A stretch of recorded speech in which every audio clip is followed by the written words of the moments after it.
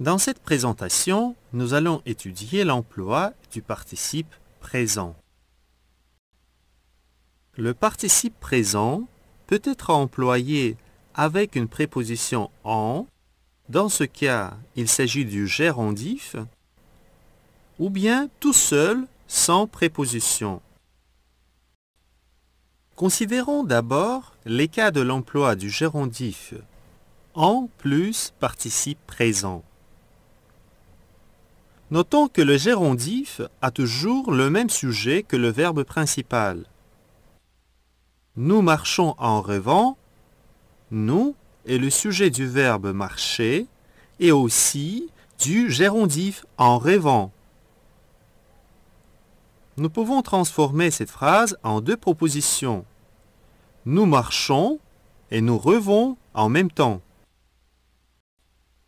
Nous employons le gérondif pour exprimer les actions simultanées.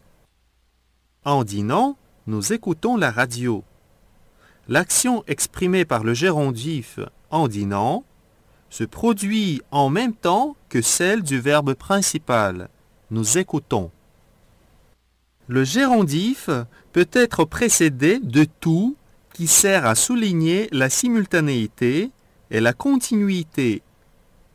Par exemple, tout en écrivant, il m'a posé quelques questions. Nous ajoutons adverbe tout au gérondif pour insister sur le fait que ces deux actions se passent en même temps. Action d'écrire et de poser des questions. Le gérondif peut aussi exprimer le temps, le moment avec l'idée de simultanéité. Par exemple, en me voyant, elle s'est arrêtée. Nous pouvons transformer cette phrase à l'aide de la conjonction « quand » pour exprimer cette nuance du temps. Quand il m'a vu, il s'est arrêté. Et finalement, le gérondif peut exprimer la manière ou le moyen toujours avec une idée de simultanéité. Par exemple, elle a maigri en faisant du sport. Pour pouvoir voir plus clair une nuance de manière exprimée par gérondif, nous pouvons poser la question « Comment a-t-elle maigri ?» La réponse « En faisant du sport ». Si nous pouvons poser la question « Comment ?», le gérondif exprime alors la manière ou le moyen. J'attire votre attention au fait que le gérondif exprime toujours la simultanéité, avec des nuances du temps ou de la manière. Considérons maintenant l'emploi du participe présent tout seul, sans préposition. Alors, le participe présent peut exprimer la cause, la raison. C'est l'emploi le plus fréquent du participe présent. Par exemple, ayant peur de rentrer toute seule, elle lui a demandé de l'accompagner. Dans cette phrase, nous pouvons remplacer le participe présent par une proposition avec « parce que », ce qui nous soulignera cette nuance de cause. Parce qu'elle avait peur de rentrer toute seule, elle lui a demandé de l'accompagner.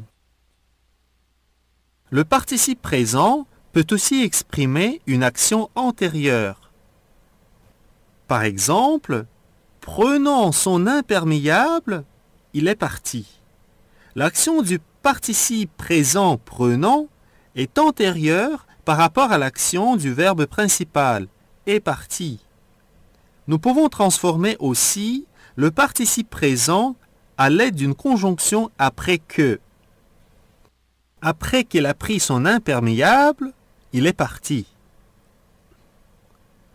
Une action postérieure pour marquer un résultat de l'action du verbe principal. Par exemple, il m'a quitté, me laissant perplexe.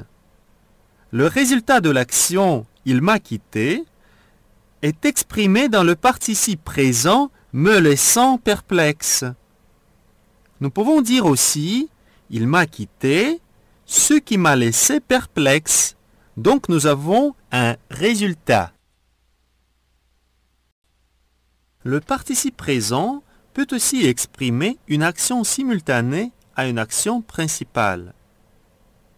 Le sujet du participe présent dans ce cas doit être le complément du verbe principal. Par exemple, je vois mon ami entrant dans ce bâtiment. Nous pouvons très souvent remplacer le participe par une proposition relative. Je vois mon ami qui entre dans ce bâtiment. Ici, il faut faire attention à ne pas confondre le participe présent et le gérondif. N'oubliez pas que le gérondif signifie aussi souvent la simultanéité, mais son sujet est toujours le sujet du verbe principal, à la différence du participe. Son sujet est le complément du verbe principal quand il s'agit de la simultanéité. Pour mieux comprendre ces distinctions, considérons les exemples suivants de l'emploi du gérondif et du participe présent tout seul. Je vois mon ami en descendant par l'escalier. Je vois mon ami descendant par l'escalier. Ces deux phrases expriment deux sens tout à fait différents. La première phrase signifie « Je vois mon ami quand je descends par l'escalier ». Le sujet du gérondif dans cette phrase est « je », qui est aussi le sujet du verbe principal, « voir ». Alors que la deuxième phrase, avec un participe présent, descendant par l'escalier, signifie « Je vois mon ami qui descend par l'escalier ». Le sujet du participe présent, descendant par l'escalier, est « mon ami », qui est un complément du verbe « voir ». Alors vous voyez qu'il existe des cas où il est absolument nécessaire de distinguer entre les gérondifs et le participe présent employé tout seul. Une des questions épineuses de l'emploi des participes présents concerne la distinction entre les participes et les adjectifs. Comme nous le savons, tous les participes présents sont invariables, alors que les adjectifs doivent s'accorder en genre et en nombre avec les noms auxquels ils se rapportent. Considérons les deux exemples suivants. C'est une personne souriant à tout le monde. C'est une personne toujours souriante. Dans le premier cas, il s'agit d'un participe présent, donc il reste invariable. Alors que dans le deuxième cas, nous avons un adjectif verbal qui s'accorde avec le nom une personne. Alors, comment faire la distinction entre les participes présents et les adjectifs verbaux? Il s'agit du participe présent quand il est suivi d'un complément. Par exemple, c'est une personne souffrant d'une grave maladie. D'une grave maladie est un complément du participe souffrant. C'est une personne parlant plusieurs langues. Dans cet exemple, plusieurs langues est un complément du participe présent parlant. Il s'agit aussi du participe présent quand il est suivi d'un adverbe. C'est une personne souriant toujours. Dans cette phrase, souriant est un participe présent parce que les adverbes se placent toujours après le verbe et les participes présents. Nous parlons de l'adjectif verbal quand il est attribut employé tout seul avec le verbe être. Ma sœur est souffrante. Nous parlons aussi de l'adjectif verbal quand il est simple épithète, c'est-à-dire il joue son rôle d'un adjectif et il qualifie le nom auquel il se rapporte. Par exemple, une figure souriante. Souriante est une épithète qui qualifie le nom figure. Et finalement, il s'agit de l'adjectif verbal quand il est précédé d'un adverbe. C'est une personne toujours souriante. L'adverbe se trouve devant le nom. Alors, ce ne peut pas être un participe présent.